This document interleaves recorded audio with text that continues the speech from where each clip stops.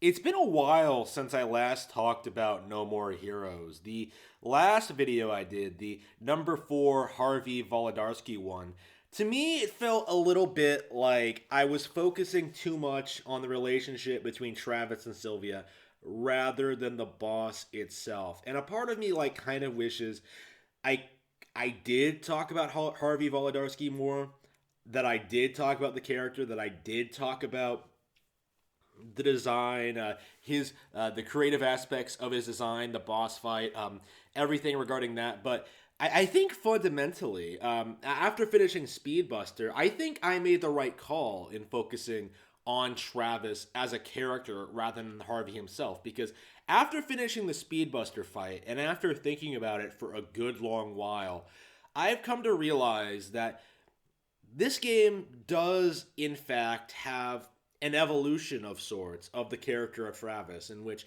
we have the establishing character moments, right? We in the early stages where Travis is just starting out in the rankings, is very excited, going up against all these crazy motherfuckers, talking about his dreams, his goals, of ambitions of being number one and then banging Sylvia. And then in the second half of the game, after Let's Shake, I would say, it starts becoming a little bit different. We start understanding Travis a little bit more as a character. We start understanding that really fundamentally, he's really only doing this because he has nothing else going on in his life. The only reason he's killing all these people is because, well, I've come this far. Might as well do it now. Speedbuster, the Speedbuster fight, much like the Harvey Volodyarsky fight, is more about advancing the character of Travis than than it is actually about Speedbuster herself. Like Speedbuster doesn't really give Travis anything we haven't already seen before from any other fights. What she does is take something away, in which she ends up killing Travis's trainer, the legendary Thunder Ryu, because of their past prior relationship. We're not really sure what the nature of it is.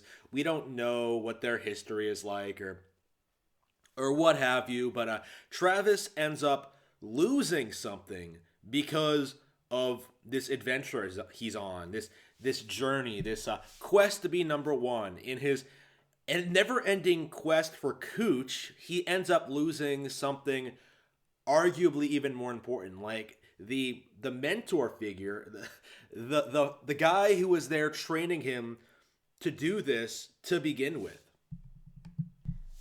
This, I think, is one of the reoccurring themes of No More Heroes that keeps returning over and over again, is that like Travis's stated opinions, his stated reasons for doing this, for trying to become number one, is to find paradise, to find happiness, to to to do whatever it takes to be the best, right?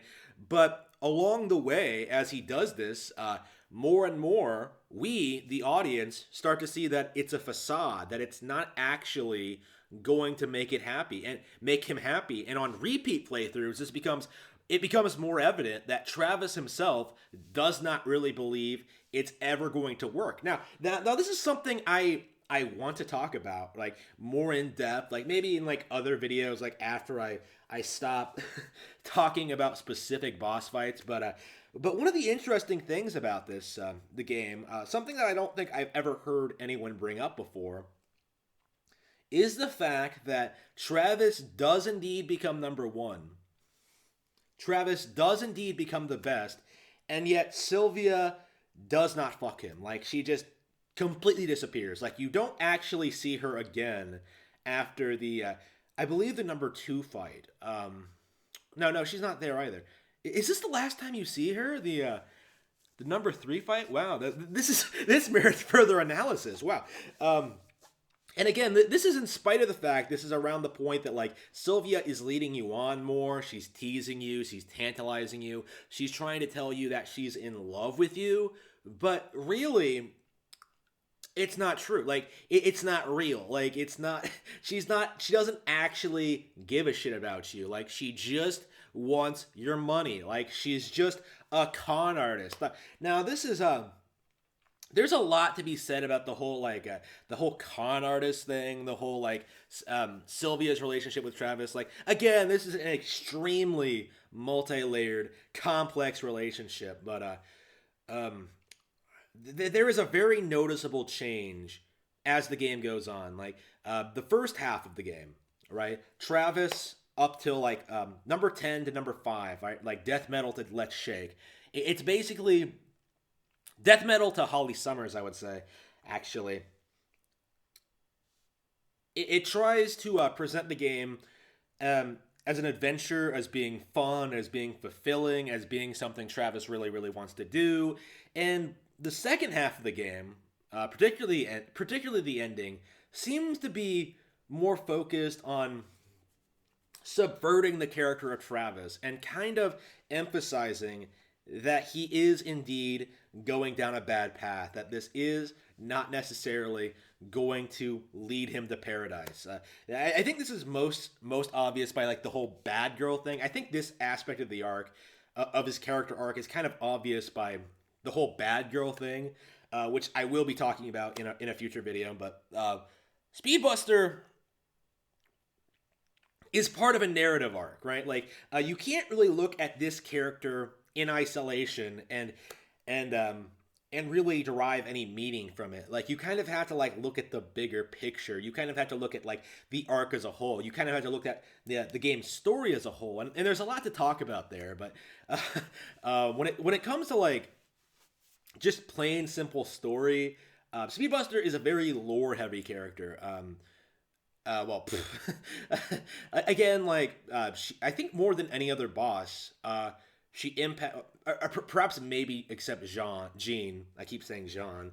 Except maybe Jean kind of has a relationship with Travis, like an abstract, distant one to be sure, but she still knows someone who is closely associated with Travis, a character that you will recognize, something that is rather different than the rest of the game, which is I find to be kind of interesting. Again, it's I'm